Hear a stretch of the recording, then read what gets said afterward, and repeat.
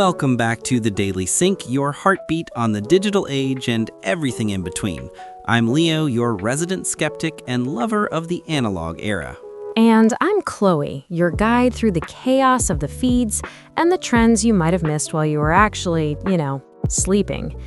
Before we dive into the void today, do us a favor, hit that subscribe button, ring the bell, and if you're on Spotify, leave us a 5-star review.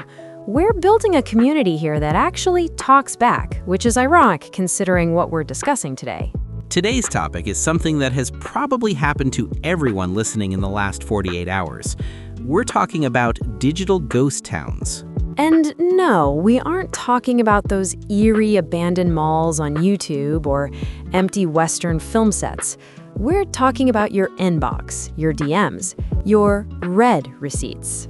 Why did that best friend from high school just stop replying in the middle of a catch-up?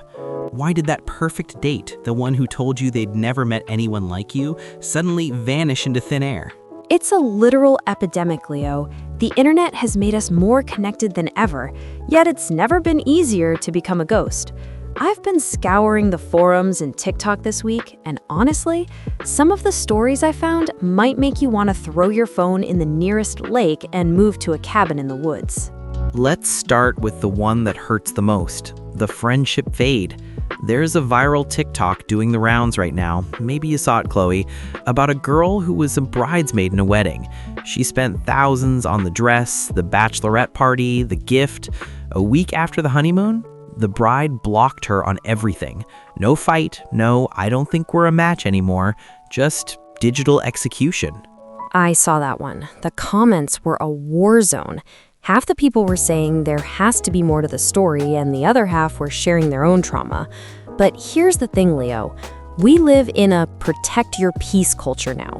If that bride felt the friendship was draining her, isn't she within her rights to just cut the cord? See, I have a massive problem with that. Protecting your peace has become a buzzword for emotional cowardice. If you can't tell a friend of 10 years why you're done, did you ever actually value them? You're treating a human being like a browser tab you can just X out of when it starts playing audio you don't like. I hear you, but let's look at the flip side. Sometimes the explanation is just more trauma. If you have a friend who is historically high drama or reactive, giving them a breakup speech is just opening a door for a 3-hour argument. Sometimes people slow fade or ghost because they simply do not have the emotional capacity to manage the other person's reaction. We're all burnt out, Leo. Our social batteries are at 1%. But is silence ever actually peaceful for the person on the receiving end? If I ghost you, I'm at peace, but you're left in a mental loop. You're replaying every conversation, wondering what you did wrong. You've offloaded your discomfort onto them. To me, that's not healing. That's just being a jerk. It's the ghosting paradox. By avoiding a 5-minute awkward conversation, you're sentencing the other person to 5 months of confusion. But in the digital ghost town, the walls are high. It's so easy to just hit mute and pretend that person doesn't exist in your physical reality. I really want to hear from the Daily Sync listeners on this one. Jump into the comments right now. Is silence a valid way to end a long-term friendship, or is it just plain disrespectful? Is there a statute of limitations on how long you have to know someone before you owe them an explanation? If friendship ghosting is a sting, dating ghosting is a full-on third-degree burn, and it's getting weirder. Have you heard of ghostlighting? Sounds like a sequel to a bad horror movie. What is it? It's a mix of ghosting and gaslighting. It's when someone makes you feel like everything is absolutely perfect. They're planning trips with you, they're texting you good morning every day, they're telling you you're the one, right up until the exact second they delete the app and vanish. I saw a thread on Reddit about this. A guy went on 5 dates with a woman. They'd already talked about a future, met a couple of friends, the whole 9 yards. On the 6th date, she was literally on her way to meet him at a restaurant. She texted, "Parking now," and then nothing. He sat there for 2 hours. She blocked him before he even finished his appetizer. That is sociopathic. Parking now? That's not just ghosting, that's a glitch in the simulation. But why? That's what I keep coming back to. Why is this the new norm? Is it the apps? Is it because we see people as profiles instead of humans? When you're swiping through 300 people a day, does the individual stop being a person and start being content? Exactly. We've commodified connection. On these apps, you aren't a person, you're a 2D representation of a person. If I don't like a Netflix show, I turn it off. I don't write a letter to the director explaining why. We've started treating our dating lives like a streaming service.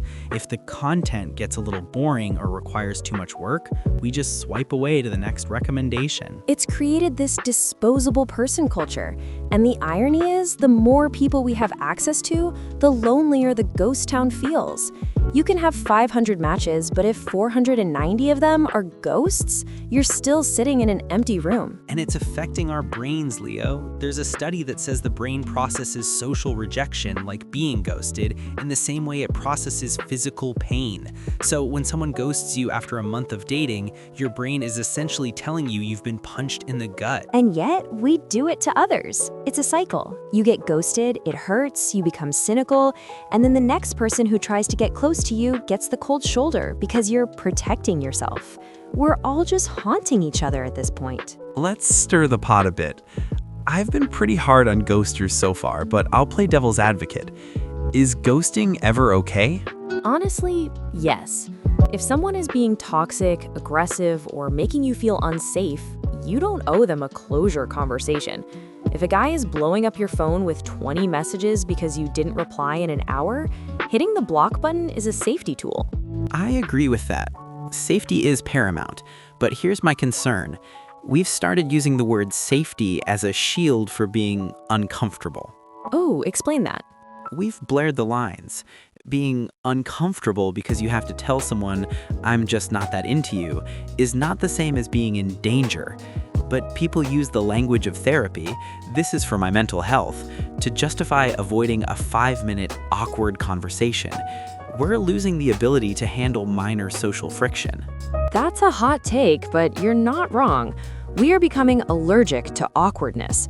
We'd rather leave someone hanging in a state of permanent confusion than spend 60 seconds feeling the ick of a rejection talk.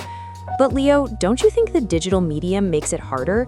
It's much easier to be brave in a text than in person, yet people are even too scared to text. It's because the digital ghost town offers no consequences. In the olden days, the before times, if you lived in a small town and you ghosted someone, you'd see them at the grocery store the next day. You'd see their brother at the gym. There was social accountability. Now, you can ghost someone and never ever see them again. The world is too big and too digital for consequences. It makes me wonder what this is doing to Gen Alpha. They're growing up in a world where blocking is a primary form of communication. How do you learn to resolve conflict if your only conflict resolution tool is a block button? You don't. You just move to a new town.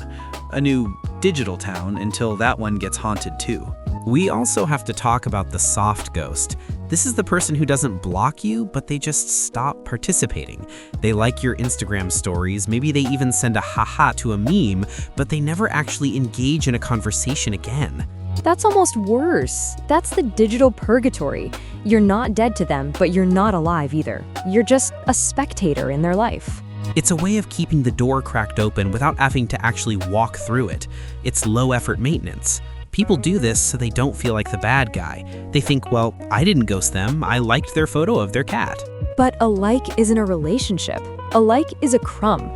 And we're all out here starving for real connection while we collect these digital crumbs. It's why people are feeling more isolated than ever, despite being connected to everyone they've ever met since kindergarten. It's the illusion of access. We feel like we know what our friends are doing because we see their stories, so we don't feel the need to text them. But seeing someone's lunch isn't the same as knowing how they are. We're ghosting the depth of our relationships, even if we're keeping the surface alive. So, what's the fix? Is there one, or are we just destined to live in this haunted digital landscape forever? I think it starts with radical honesty. I've started trying this thing, and it's terrifying, where if I don't want to go out, or if I'm not feeling a connection with someone, I just say it. Hey, I've had a great time, but I don't think we're a match. And how do they react? Usually with relief. Most people would rather have the no than the maybe. Uncertainty is the most expensive emotion. It takes up so much CPU in your brain. Uncertainty is the most expensive emotion. That's going on a t-shirt. We're leaving the ghost town for now, but the gates are always open. We want to know, what's your craziest ghosting story? Have you ever been ghosted by a bestie? Or, be honest, are you the one who did the ghosting? No judgment here. Just tell us why in the comments. If you enjoyed this deep dive on the Daily Sync, make sure to share this episode with a friend. Unless you've already ghosted them, in which case, maybe send it as an olive branch. Next week, we're stepping out of the ghost town and into the uncanny valley of AI. We'll be exploring the latest viral AI news, from the rise of AI influencers who look a little too real, to the honest conversation about AI taking jobs. Is it progress, or is it just plain creepy? You won't want to miss it. Thanks for listening to the Daily Sync. Don't ghost us, hit that like button on your way out. See you in the next one. Stay synced.